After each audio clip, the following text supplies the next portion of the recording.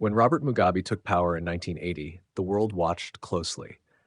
Another African nation had shaken off the chains of colonialism, and many assumed its new leader would play by familiar rules: appease the West, protect their interests, and maintain the status quo. But Mugabe had other plans. He launched a bold and controversial mission to return land, the most sacred symbol of freedom, to the black majority who had been robbed of it for generations.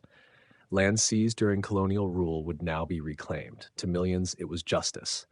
To Western powers, it was rebellion. The response was swift.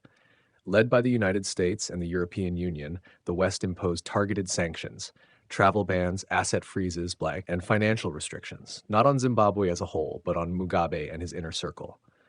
The message was unmistakable: fall in line or face the consequences. But Mugabe would not bow. Isolated from global markets, cut off from international aid and investment, Zimbabwe's economy spiraled into crisis. Inflation soared, jobs vanished, and as pressure mounted, Mugabe's leadership grew more rigid, more suspicious, more authoritarian.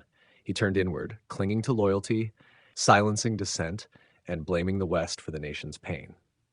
Yes, his policies had deep flaws, but it wasn't corruption or mismanagement that first triggered Zimbabwe's downfall. It was defiance.